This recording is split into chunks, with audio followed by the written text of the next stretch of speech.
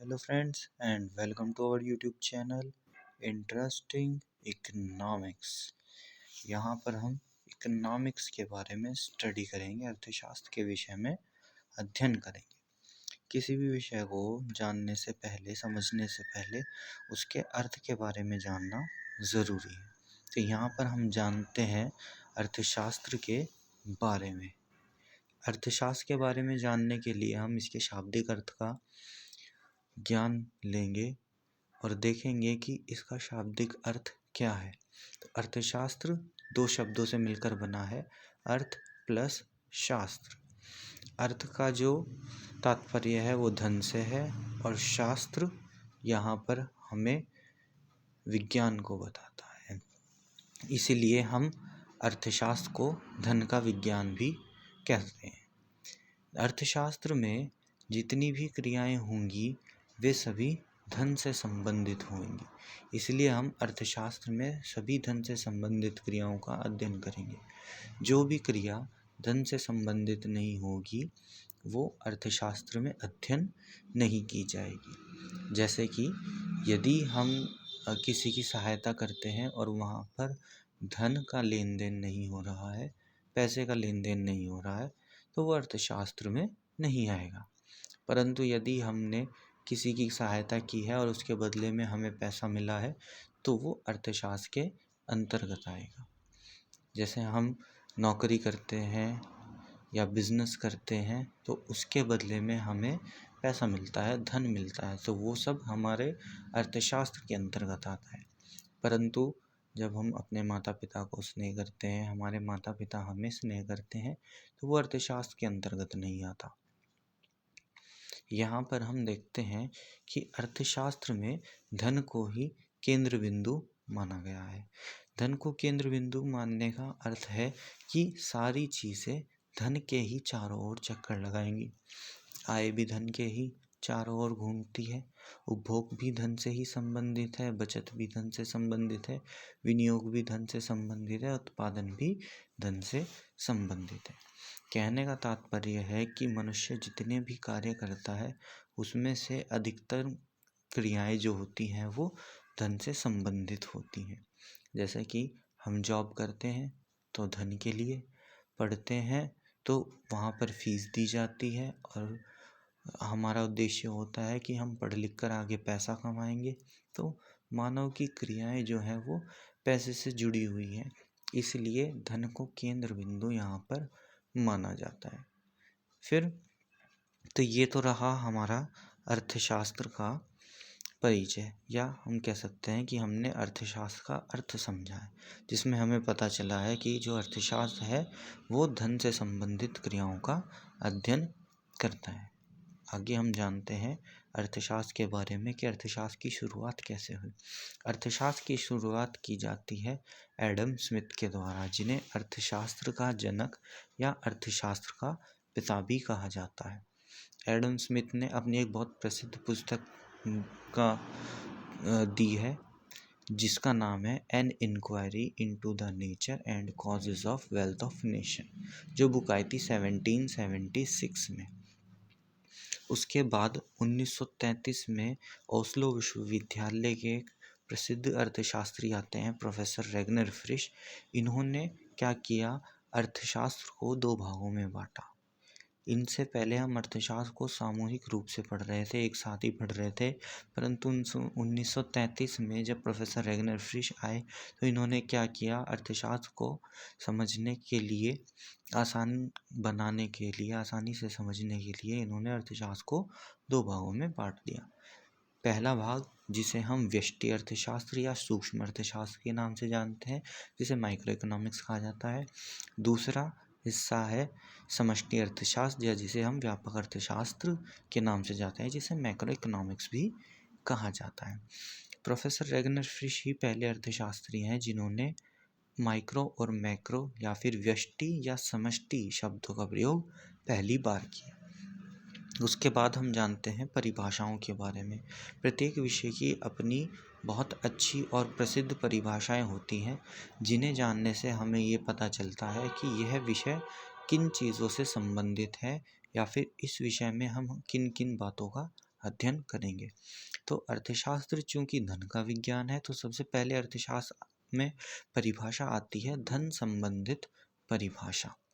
यहाँ पर जो धन संबंधी परिभाषा है वो दी है प्रतिष्ठित अर्थशास्त्रियों ने। प्रतिष्ठित अर्थशास्त्री वे अर्थशास्त्री हैं जो सबसे पुराने और सबसे पहले अर्थशास्त्री हैं। इसमें सबसे पहले नाम आता है एडम स्मिथ का, जिन्हें हम फादर ऑफ इकोनॉमिक्स, अर्थशास्त्र के पिता के नाम से जानते हैं। प्रोफेसर वॉकर का, जे.बी. से का, जे.एस. मिल का, सीनियर का, वॉकर का, और इसी तरीके से और भी कई सारे प्रतिष्ठित अर्थशास्त्री हैं जिन्होंने धन संबंधित परिभाषा दी है। धन संबंधित परिभाषा में इन्होंने कहा है कि मनुष्य जो भी कार्य करता है वो धन अर्जन के लिए ही करता है। धन अर्जन करना, पैसा अर्जन करना उसका मुख्य उद्देश्य है। यदि कोई काम उसका पैसे से जुड़ा हुआ नहीं है या उससे पैसा प्राप्त नहीं होता, तो यह माना जाएगा कि इसमें उसे कोई भी फायदा नहीं हो रहा है और वह उसके लिए लाभकारी नहीं है। तो कहने का तात्पर्य है कि इन्होंने सिर्फ और सिर्फ धन को ही प्राथमिकता दी है। धन ही सब कुछ है और ये धन के लिए ही कार्य करते हैं। आगे चलते हैं हम दूसरी परिभाषा की ओर। दूसरी परिभाषा जो कि कल्याण संबंधी परिभाषा है, यह दी है प्रोफेसर मार्शल ने, पीगू ने, कैनन ने। इन्होंने मानव के कल्याण को प्राथमिकता दी है। मतलब इनके कहने का ये था कि मनुष्य का कल्याण होना आवश्यक है। पैसा इनके लिए द्वितीय स्थान रखता था, मानव का कल्याण पहला स्थान रखता था। इन्होंने कहा कि यदि मनुष्य का कल्याण ना हो, मानव कल्याण ना हो, तो उस पैसे का कोई भी फायदा नहीं होगा। इन्होंने कहा कि मानव कल्याण से ही हमारे समाज का कल्याण होगा और हमारा देश जो है वो आगे की ओर बढ़ेगा। उसके बाद आती है दुर्लभता संबंधी परिभाषा। दुर्लभता कहा जाता है उन वस्तुओं को जो कम मात्रा में उपलब्ध होती हैं। प्रोफेसर लियोन रॉबिन्स ने एक बहुत प्रसिद्ध बात कही है कि मनुष्य की आवश्यकताएं असीमित हैं, परंतु उसके पास जो साधन उपलब्ध हैं वे सीमित मात्रा में उपलब्ध हैं। इनके कहने का तात्पर्य है कि मनुष्य की आवश्यकताएं इतनी ज़्यादा हैं कि एक की संतुष्टि होने के पश्चात ही तुरंत नई आवश्यकता उत्पन्न हो जाती है। लेकिन इन सभी आवश्यकताओं को पूरा करने के लिए जो उसके पास साधन उपलब्ध हैं वो बहुत ही कम मात्रा में उपलब्ध हैं। अब इतनी सारी आवश्यकताओं को इतने कम साधनों से पूरा नहीं किया जा सकता, इसलिए यहाँ पर दुर्लभता संबंधी परिभाषा दी गई है। दुर्लभता का अर्थ होता है कि जो वस्तु कम मात्रा में सीमित मात्रा में उपलब्ध हो। तो यहाँ पर हमारे पास साधन कम मात्रा में उपलब्ध हैं, इसलिए साधन दुर्लभ हैं। हमें क्या करना होता है कि जो भी आवश्यकता अधिक आवश्यक है, यानी कि जिस आवश्यकता की तीव्रता जितनी अधिक है, हम उस आवश्यकता को पहले पूरा करेंगे। उसके पश्चात जो हमारी अन्य आवश्यकताएं हैं हम उनकी पूर्ति करेंगे। तो यहाँ पर से हमारी शुरू होती है चुनाव की समस्या, जो कि हमारी आर्थिक समस्याओं का मूल कारण है। चुनाव की समस्या यह है कि हमें यह चुनाव करना होता है कि हम किस आवश्यकता को पहले पूरा करें और किस आवश्यकता को हम बाद में पूरा करें। चुनाव करने को समस्या यहाँ पर इसलिए बताया गया है क्योंकि हमें हमारे सामने चुनाव करना एक समस्या है। क्यों? क्योंकि हमें अपनी असीमित आवश्यकताओं में से कुछ आवश्यकताओं की पूर्ति करनी है सीमित साधनों के द्वारा। हमें यह निर्णय लेना होता है कि हम किन आवश्यकताओं की पूर्ति करें और किन आवश्यकताओं का त्याग करें। इसके बाद आती है इच्छाओं का लोप संबंधी परिभाषा। यह परिभाषा इलाहाबाद विश्वविद्यालय के सुप्रसिद्ध अर्थशास्त्री प्रोफेसर जे.के. मेहता, जमशेद कई खुसरो मेहता के द्वारा दी गई है। यह भारतीय अर्थशास्त्री थे, तो इनके विचारों में भारतीय संस्कृति की झलक दिखाई देती है। इन्होंने कहा है कि मनुष्य को अपनी इच्छाओं का लोप कर देना चाहिए, अर्थात अपनी इच्छाओं को कम कर देना चाहिए। इनका मानना था कि मनुष्य की इच्छाएं जितनी अधिक होंगी उसे असंतुष्टि उतनी ही अधिक होगी। इच्छाएं जितनी कम होंगी संतुष्टि उतनी ही अधिक होगी। तो इसी पर इन्होंने यह विचार दिया कि मनुष्य को अपनी इच्छाओं का लोप कर देना चाहिए, जिससे उसे मानसिक रूप से अधिक संतुष्टि प्राप्त हो।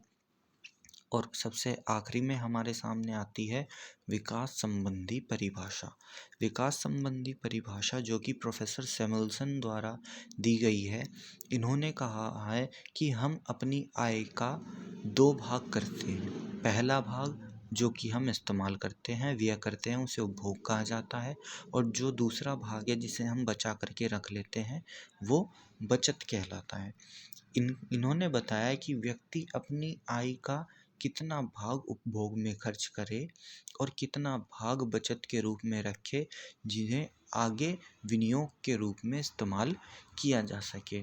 यह विनियोग ही उद्योगों को चलाने के कार्य आता है, क्योंकि विनियोग ही पूंजी के रूप में आगे कार्य करता है। तो यह है हमारी विकास संबंधी परिभाषा।